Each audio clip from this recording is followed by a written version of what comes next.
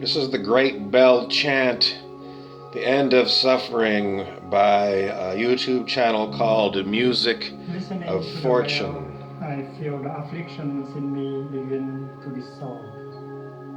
My mind calm, my body relaxed. A smile is born on my lips. Following the sound of the bell, my breath brings me back to the safe island of mindfulness. Okay, so I'm going to go back and revise, which means review, and want to review the pain body. Last summer I did quite a few videos on pain body, and then I left it and moved on to other things, but I'm coming back to it because I want to talk about a marriage made in hell. No one wants a marriage made in hell, but can you have a marriage made? Yes, you can, and it has to do with pain bodies.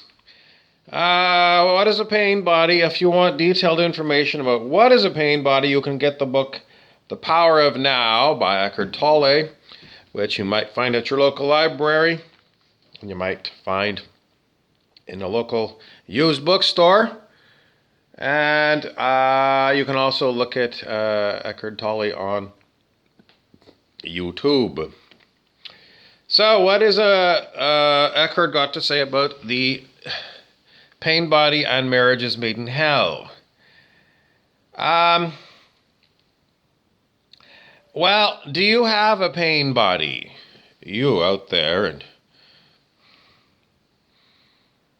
do I have a pain body? Yes, I do.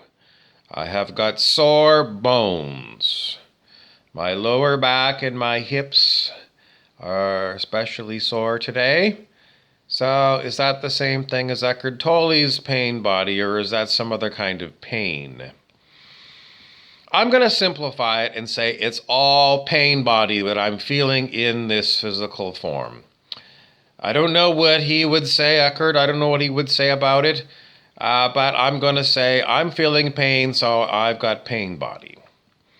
So, do you have pain? Are you achy? Do you have a cold? Do you have a flu? Or do you feel like it's the 4th of July and it's nice and warm out and you're about 8 years old and you just want to go out and run around the neighborhood?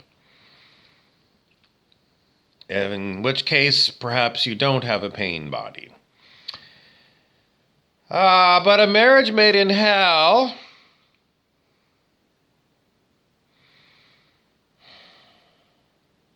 is when you have a pain body that is codependent with someone you're married to, their pain body.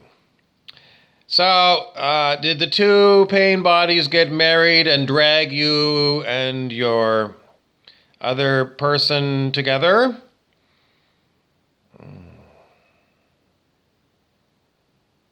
Well, it was either you and your marriage partner that got married, or it was your pain body and their pain body that got married.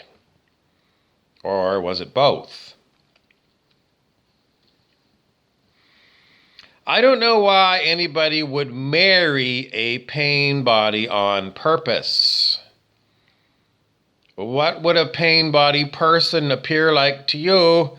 A bitch.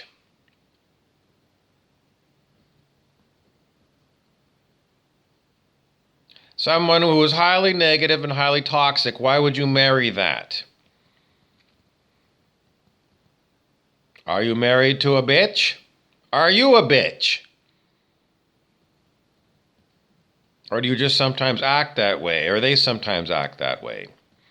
Well, the pain body is active when there's a lot of bitchiness and toxicity and blame game, and we just can't seem to do anything but continually fight. And it's no fun. It's not a fun fight. It's just ick. So, what do you do if your pain body dragged you into a marriage with someone else who has a pain body, and all you do is Rumpelstiltskin, the elf, wants to know, how are you going to get out of a marriage where your pain body brought you in?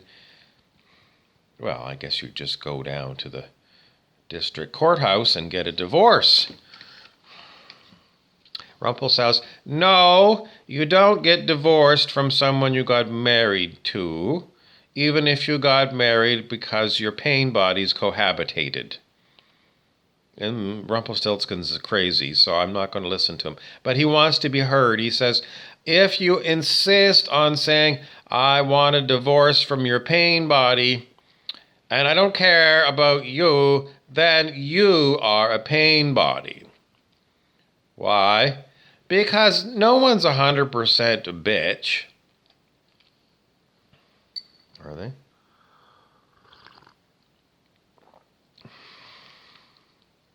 Why would my pain body be codependent with your pain body? Misery loves company.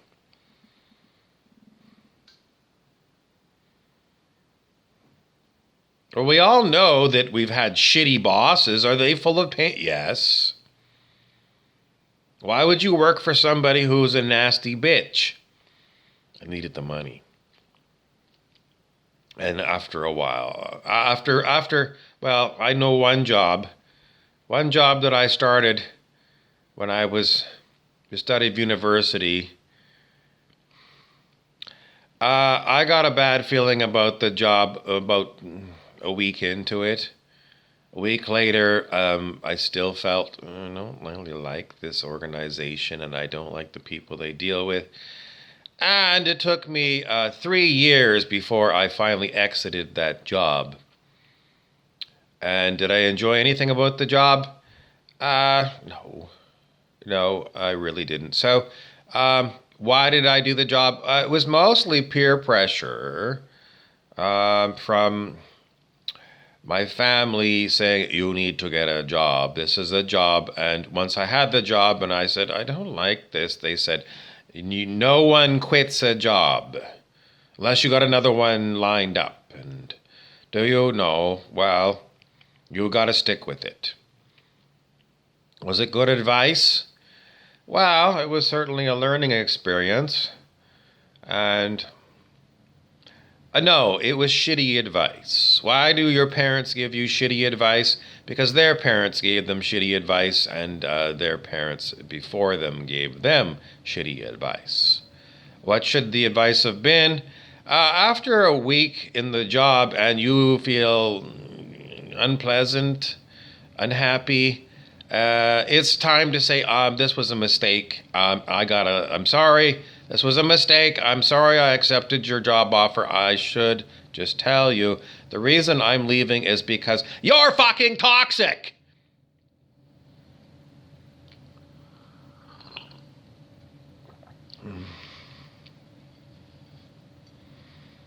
All these years later, when I think about that job, did you hear what just came out of my mouth? Did that sound like pleasantry?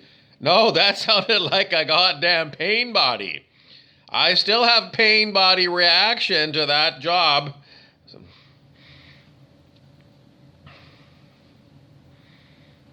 Hell of a long time ago. So, do I need to do some healing work on my feelings around that? No, I mean, maybe. How am I going to heal my feelings around it? Time heals. No, apparently even time. You know, you heard that from coming out of my... It was genuine. Yeah, I don't like that job, and I don't like that company, and I don't like those people. Still to this day. So, this is what happens with pain bodies. They go into active mode, where you just heard it, where you fucking toxic bastards, comes out. And then you have a dormant period where I don't even think about that job. I haven't thought about that job for 35 years or something. So do I still have a... Oh, yes, I've got pain body. I can feel it in my back. How did I get this pain body? Well, this is a weird one. If you listen to Eckhart Tolle, he says, most likely it's a collective thing. A collective of what? A collective of you over your how many past lives? I don't even remember one past life. But let's talk about this present life. How much shit have you gone through in this life? Quite a bit. That's what he says, though. It could be a lot from the collective of all humans altogether, and you personally in your past lives. All of this pain and toxicity just built up and built up. And, in the life just previous to this one, you dropped dead and you didn't deal with your pain body. So, you were reborn here on planet Earth. And lo and behold, that pain body that you thought you died and left behind in the previous life came and found you. Why? Because it's an energetic thing. It's negative, toxic energy, yes, but it is still energy, and it is still running wild looking for you. Well, isn't that a son of a bitch? Well, what can I do about it?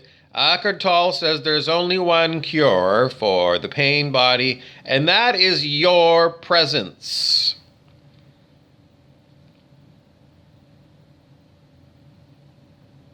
I don't like that answer. I don't want to be present when that pain thing comes around looking to bite me in the ass. Well, what is presence? It's a special meaning. It's an Eckhart Tolle meaning. It doesn't mean the same thing as the dictionary, just so you know. What is your presence? Your presence is inner silence. In other words, no thinking going on. And maybe you can hear your pain body coming through another person around you.